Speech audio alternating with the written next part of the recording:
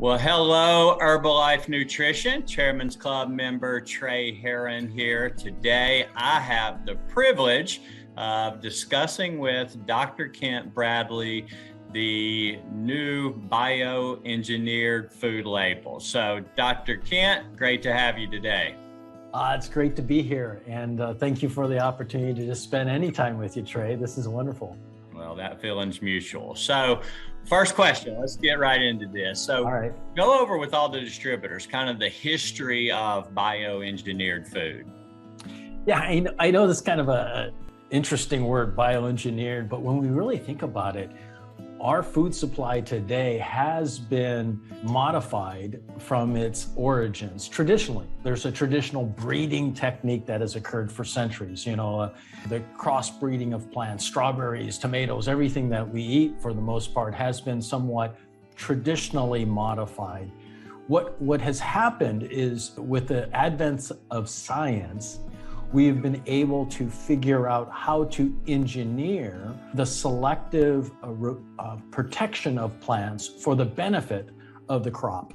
I'll give you an example of that. Through the modification at the seed level, we can selectively create plants that have the ability to grow in more arid conditions where less water is needed. Obviously, an area of concern, or where with the growing concern about pesticides, wouldn't it be great if you could create a plant that would be engineered that would require less pesticide because it's more pest resistant? So bioengineering has been around for decades, and when the science of discovery was focused on the selective use of it in plants, and now is pervasive, and that's what bioengineering is. It's the ability to selectively modify a seed to grow a plant that has specific benefits. Okay. Can you explain in a little more detail, like the actual process of how, GMO, how it's done in the lab? Yeah, so at the seed level, what happens is that certain characteristics of that seed can be, when it's identified that it has certain attributes or characteristics, scientifically, you can go in and modify it through genetic techniques so that seed, the new seed that gets developed, has certain characteristics that are favorable or supportive.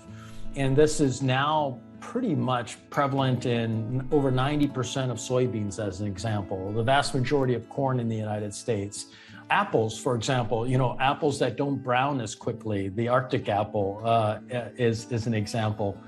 The Red Delicious apple has been modified, but not through bioengineering techniques. And that Red Delicious apple was modified through traditional techniques to have a thicker skin, right? So that it could survive longer on the shelf and be shinier. But the bioengineering is just more of a scientific way of making that happen more specifically and more quickly, if you will. Okay. And what could you tell the distributors about the new Bioengineered Label Disclosure Act, which was passed, which is now why we see that sticker on some of our products and lots of products in the supermarket? Yeah, it's true. And it's going to be seen on a lot of different products in the supermarket.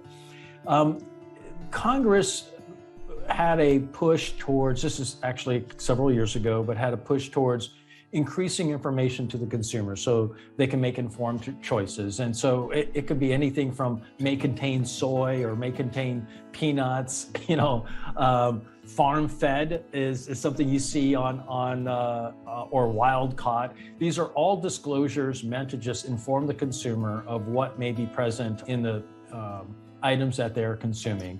And the Bioengineered Label Act required that we inform the consumer if there's any amount. And so this is a key. It's not like in some of our products where they're predominantly soy and soy is predominantly bioengineered, that's obvious. But even 1% of a product with a emulsifier or small, that's why certain tablets, believe it or not, have the labeling. You're like, what, a tablet? But it's because certain small ingredients may have been sourced by bioengineered techniques. Gotcha. All right, last question here. So what would you say to the distributors to, help give them confidence that that our Herbalife nutrition products still have the highest quality standards, the safety of all the products, and give them that confidence to be able to respond to their customers who might question the label? Yeah, I would go back to the very principle by which everything is done at Herbalife Nutrition and what sets us apart, in that we have a seed to feed philosophy that involves multiple quality checks to ensure that the ingredients are in the quantity we say they are, and so that's the potency, and that there aren't contaminants. There aren't things that aren't supposed to be in that. And that process is a difficult process, and we have multiple techniques to do that to ensure the highest quality.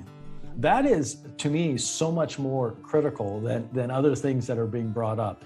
The other aspect is that there has been no scientific studies that have drawn concerns of health, and we would never choose a product that would be of a health concern. In fact, it's the exact opposite.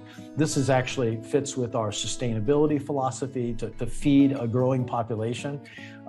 It also supports our point of view around the highest quality of the ingredient itself to support health and well-being. Some people, when they see a new label put on, they don't know the history that it's now being asked of us. And so they think, did something change? But our products are the same. We didn't suddenly change the ingredients. It's just the label now is being put on. So our product is the same. And that's, I think, the biggest assurance. We've been taking these products and seeing results for years, and we have confidence in the product. And just because now we are required to put a label on it, that doesn't change the fact that I've been taking this product and doing well with it. So it obviously, there hasn't been any change in the actual ingredient or formulation that suddenly happened. And I can, the proof is in the pudding, as they say.